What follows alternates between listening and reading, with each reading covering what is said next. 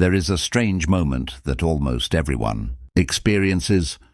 The room is quiet. Your phone is finally face down. The lights are off. Nothing is demanding your attention, yet somehow your mind becomes louder than ever. Suddenly, you're replaying a conversation from 6 years ago. You're imagining arguments that haven't happened. You're questioning every decision you've ever made. You remember embarrassing moments no one else remembers. You begin wondering whether you're living the right life. And before you know it, it's 3 in the morning. Why? Why does the brain become its most active when the world becomes its quietest? For centuries, philosophers believed these moments revealed something profound about the human condition. Psychologists saw them as windows into the unconscious. Neuroscientists discovered that the brain has an entire network devoted to wandering thoughts, and perhaps the most unsettling discovery of all. Your mind may not actually be trying to make you happy. It may be trying to keep you alive. Tonight, we're going deep into one of humanity's oldest mysteries. Why can't we stop thinking? Imagine you are walking through a forest 100,000 years ago. Every sound matters. Every shadow could hide a predator. The human who constantly imagined worst-case scenarios was more likely to survive than the one who relaxed. Your ancestors were rewarded for worrying. Their brains became prediction machines. That same brain now lives inside a modern world. There are no lions in your bedroom. No predators waiting outside your apartment. But your brain doesn't know that instead of scanning bushes for danger, it scans your memories. It scans your future. It scans your relationships. It scans your career. It scans your identity. The machinery never stopped. Only the threats changed. This explains something psychologists call negativity bias. Our brains naturally give more attention to potential danger than positive experiences. One criticism can outweigh 10 compliments. One awkward interaction can replay in your mind for years. Not because you're broken, but because evolution favored cautious minds. Modern neuroscience has identified something fascinating. When you're not focused on a specific task, your brain activates what's called the default mode network. This network becomes active during daydreaming, remembering the past, imagining the future, and thinking about yourself. It's essentially the brain's background operating system. Some researchers believe this network is responsible for constructing your sense of self. Without it, you might not have an identity at all. But there's a downside. When the default mode network becomes overactive, people often experience rumination. Instead of solving problems, the mind loops endlessly. It mistakes thinking for progress. And the more you chase certainty, the more uncertain you become. Carl Jung believed something even deeper was happening. He argued that much of what troubles us comes from the unconscious. Parts of ourselves we refuse to acknowledge, the fears we suppress, the emotions we bury, the desires we deny. John called this the shadow. According to him, the thoughts that disturb us most often reveal the parts of ourselves we've hidden. Perhaps your mind isn't attacking you. Perhaps it's introducing you to yourself. The question is, are you willing to listen? The Stoic philosophers offered a radically different perspective. Marcus Aurelius wrote that we suffer more in imagination than in reality. Think about that.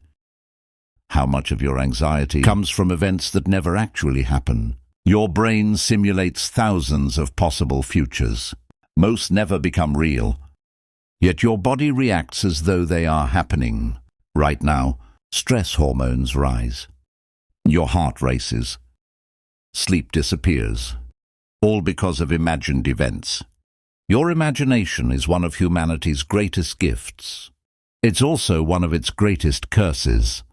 Buddhist philosophy noticed this. Thousands of years before neuroscience existed, the Buddha taught that The restless mind creates suffering by constantly clinging to the past or reaching for the future. Rarely does it stay here.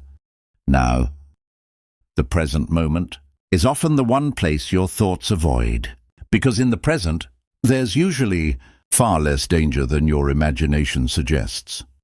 But here's the paradox. Thinking itself isn't the problem. Without imagination, there would be no science, no art, no civilization, no music, no love letters, no discoveries. The very ability that causes anxiety is the same ability that built humanity. The goal isn't to stop thinking. It's learning when thought serves you, and when you begin serving your thoughts. Have you ever noticed that your greatest fears change as your life changes? As children, we fear monsters. As teenagers, rejection. As adults, failure, meaninglessness, death. Perhaps this tells us something profound. Maybe fear always follows what we value most. If you fear losing someone, it's because they matter. If you fear wasting your life, it's because your life matters. Sometimes anxiety reveals our deepest values. Existential philosophers argued that human beings are unique because we know we will die. Every decision gains weight because time is limited. Every missed opportunity feels significant. Every birthday reminds us the clock keeps moving. This awareness creates what philosophers call existential anxiety, not fear of one event, but fear of existence itself. Perhaps that's why your deepest thoughts appear at night. Darkness removes distractions. Eventually, you're left with yourself. So what should we do with all these thoughts? Maybe the answer isn't to silence them. Maybe it's to become curious about them. Instead of asking, "How do I stop thinking?"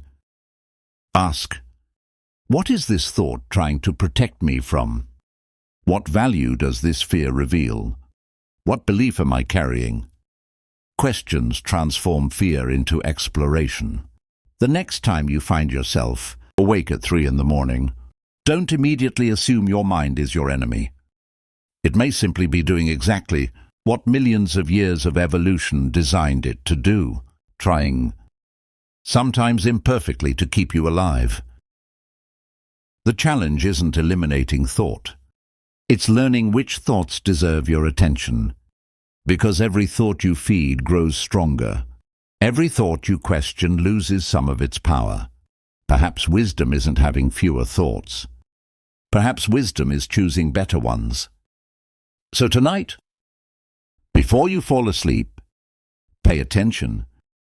Notice where your mind wanders. Notice what it fears. Notice what it hopes for. Because hidden beneath every anxious thought may be a deeper truth about who you are. And maybe, just maybe, your loudest thoughts aren't interruptions. They are invitations to understand yourself more deeply than ever before. The mind is mysterious. The night is quiet. And somewhere between the two, you might finally hear yourself. If this video made you question something about your own mind, subscribe to Mind After Dark. For more explorations into psychology, philosophy, consciousness, religion, dreams, and the deepest questions of human existence. Sleep well and keep wondering.